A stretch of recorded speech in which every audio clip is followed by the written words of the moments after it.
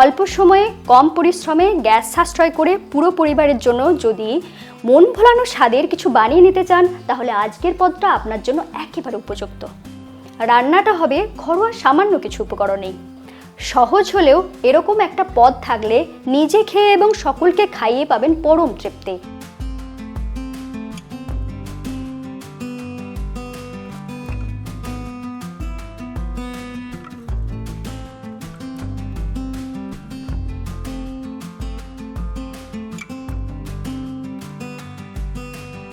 নিখুঁতভাবে রান্নাটা শিখে নিতে সঙ্গে রইলাম আমি ঋতুপর্ণা।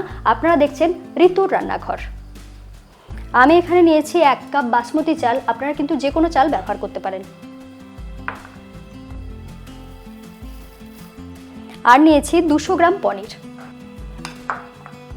এটা যেহেতু দোকান থেকে কেনা পনির সেই জন্য আগে থেকেই গরম জলে সামান্য একটু নুন দিয়ে এটাকে পরিষ্কার করে ধুয়ে নিয়েছি।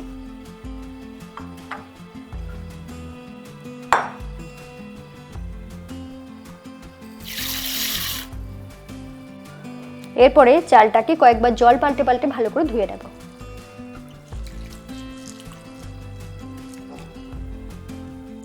চালটাকে বেশ ভালো করে পরিষ্কার করে ধুয়ে নিয়েছি। এরপরে পনিরটাকে কেটে নেব। প্রথমে পনিরের কিউবটাকে এইভাবে হাফ করে নিচ্ছি। এরপরে এটাকে 4 টুকরো করে নিচ্ছি। এই যে একটা বড় সাইজের পিস হলো, এটাকে কিভাবে কাটবো সেটা এখন দেখিয়ে দিচ্ছি। এই একটা টুকরোকে এইভাবে মাঝ বরাবর পাতলা করে স্লাইস করে কেটে নেব।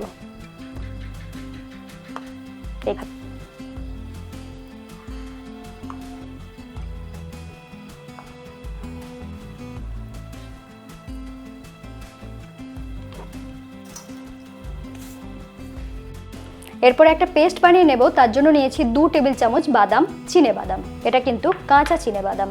আর লাগছে কিছুটা ধনেপাতার ডাঁটা। নিয়েছি 1 চা চামচ গোটা জিরে। আর লাগছে একটা কাঁচা লঙ্কা।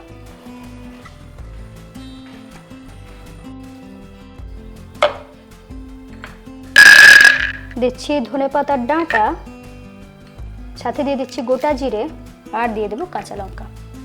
এটাকে সামান্য একটু জল দিয়ে বেটে নেব। এই যে মশলাটা, এটার গন্ধটা কিন্তু খুব সুন্দর হয়।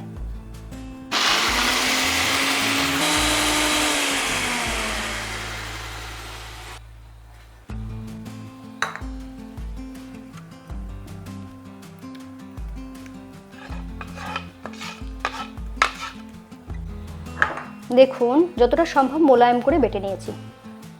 এই বাটা মশলার সাথে মিশিয়ে দিচ্ছি স্বাদ মতো নুন, দিচ্ছি সামান্য একটু রেড চিলি পাউডার, সামান্য একটু হলুদ গুঁড়ো, দিচ্ছি সামান্য একটু চিনি। চিনিটা এখানে না চাইলে নাও ব্যবহার করতে পারেন। সাথে দিয়ে দিচ্ছি সামান্য একটু লেবুর রস। সাথে দিয়ে দিচ্ছি সামান্য একটু তেল। পুরো জিনিসটাকে ভালো করে মিশিয়ে নিচ্ছি।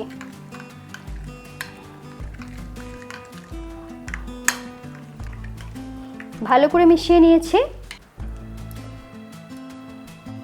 এরপরে পনিরগুলোকে এই মশলার মধ্যে ম্যারিনেট করে নেব।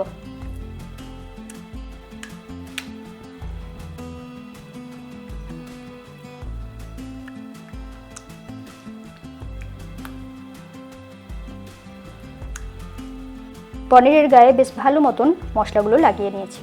এটাকে এইভাবে 10 থেকে 15 মিনিটের জন্য রেখে দেবো। এরই মধ্যে বাকি কাজগুলো করে নেব। আমি এখানে কিছু সবজি ব্যবহার করছি। তার মধ্যে নিয়েছি আলু, যেটাকে চৌকো করে কুচি করে নিয়েছি।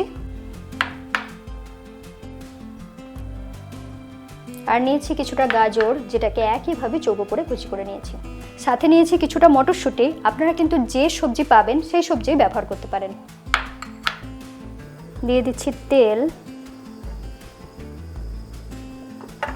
তেল ভালো মতো গরম হয়ে গিয়েছে। এরপর ফোড়নে দিয়ে দিচ্ছি 1/2 চা চামচ গোটা জিরে, 1/2 চা চামচ গোটা মৌরি, দিচ্ছি 4-5টার মতন লবঙ্গ, সাথে সুন্দর মিষ্টি গন্ধ হওয়ার জন্য দিয়ে দিচ্ছি 2টো ছোট এলাচ। ফোড়ন থেকে খুব সুন্দর গন্ধ বেরিয়ে গিয়েছে। এরপর দিয়ে দিচ্ছি কুচি করে রাখা আলু। সাথে সাথেই দিয়ে দেবো কুচি করে রাখা গাজর।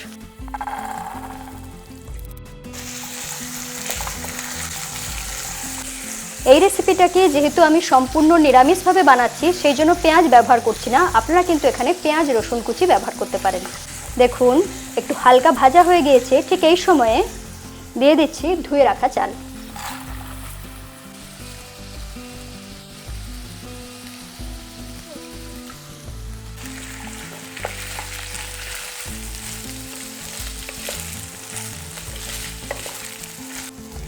চালটাকে মোটামুটি 2 থেকে 2.5 মিনিট এইভাবে ভাজা ভাজা করে নিয়েছি। ঠিক এই সময় দিয়ে দিচ্ছি আদা বাটা, 1 টেবিল চামচ আদা বাটা।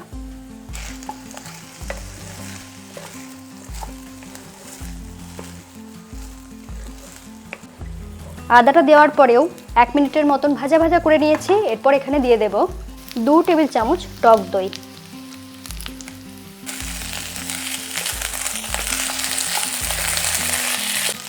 এইভাবে পোলাওতে টক দই ব্যবহার করে দেখবেন, টেস্টটা কিন্তু দুর্দান্ত হয়। একটু নাড়াচাড়া করে নিয়েছি, দইটা সুন্দরভাবে শুকনো হয়ে গিয়েছে। এরপরে দিয়ে দিচ্ছি ঠিক মাপ করে 1.25 কাপ জল।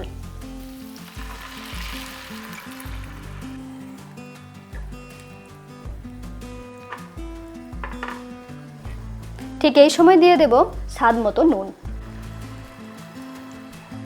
এরপরে ঢাকা দিয়ে এটাকে রান্না হতে দেব।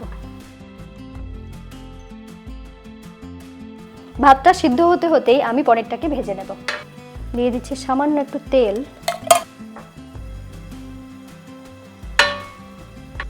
আমি এখানে গ্রিল প্যান ব্যবহার করছি যাতে এর মধ্যে দাগটা আসে। আপনারা কিন্তু যে কোনো প্যান ব্যবহার করতে পারেন।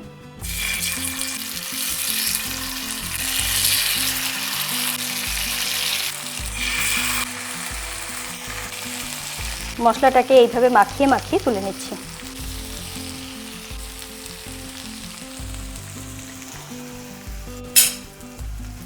একটা সাইড 2 থেকে 2.5 মিনিট মতন ভেজে নিয়েছি, বেশ লালচে হয়ে গিয়েছে। এরপর উল্টে দিচ্ছি।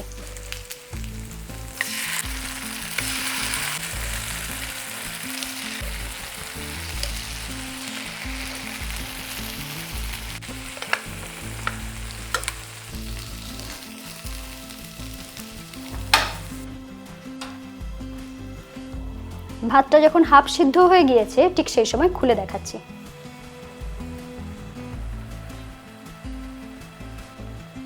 ঠিক এই সময় দিয়ে দিচ্ছি মটরশুঁটি। পনিরটা দেখুন এরকম লালচে করে ভেজে নিয়েছি। ঠিক এই সময় ওপর থেকে দিয়ে দিচ্ছি পনিরগুলো।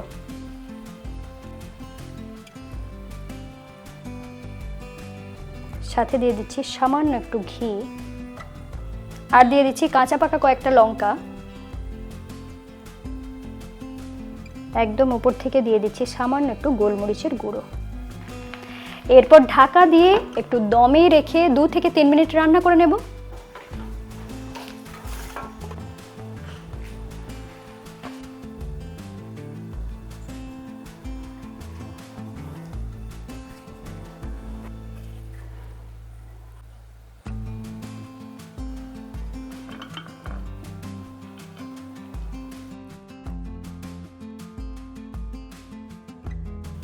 এই রেসিপিটা খুব কম উপকরণে তৈরি হলেও খেতে কিন্তু দুর্দান্ত। অবশ্যই ট্রাই করে দেখুন আর লিখে জানাতে ভুলবেন না কেমন লাগলো। ঋতুর রান্নাঘর এখনো সাবস্ক্রাইব করেননি? আজই সাবস্ক্রাইব করে নিন। সঙ্গে থাকুন আর এরকমই নতুন নতুন রেসিপি দেখতে থাকুন।